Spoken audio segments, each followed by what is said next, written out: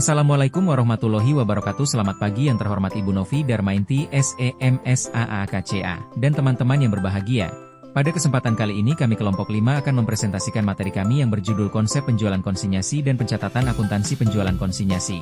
Namun sebelum itu perkenalan dulu anggota kelompok kami ada Sofiatur Rohmah dengan NIM 220411015, Inayatul Haritsa dengan NIM 220411028, Fitri Dwi Anggraeni dengan NIM 220411068. Baik.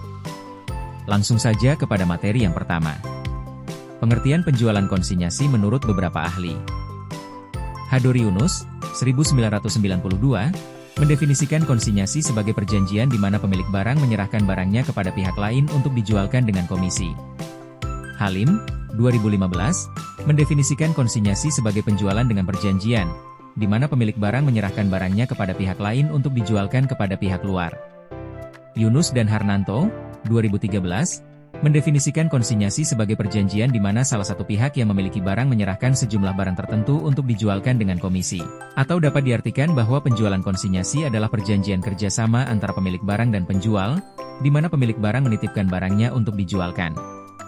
Dalam perjanjian ini, pemilik barang akan mendapatkan komisi dari penjual. Dalam sistem konsinyasi, pihak yang menyerahkan barang disebut consignor, konsinyor, atau pengamat, sedangkan pihak yang menerima titipan barang disebut consigne, konsinyi, atau komisioner. Sistem konsinyasi sering digunakan oleh UMKM dan pengusaha retail. Metode penjualan konsinyasi dan pencatatan akuntansi dibagi menjadi dua, yaitu metode terpisah dan tidak terpisah. Disebut sebagai metode terpisah karena dalam pencatatannya dilakukan pemisahan atas laba rugi yang didapat dari penjualan biasa maupun konsinyasi. Pemisahan ini juga berlaku untuk pendapatan dan biaya yang dikeluarkan terhadap penjualan konsinyasi.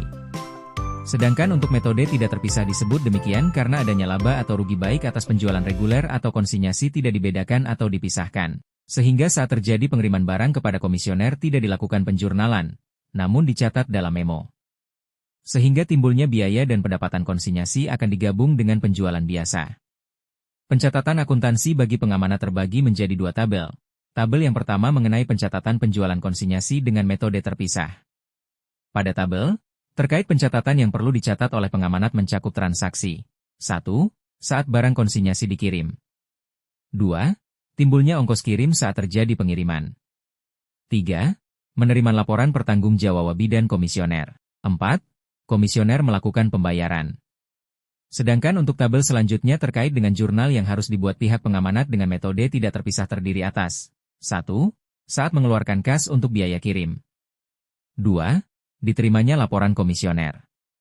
3. Komisioner melakukan pembayaran. Pencatatan akuntansi oleh komisioner. Pada metode terpisah, komisioner mencatat hal-hal yang mencakup 1.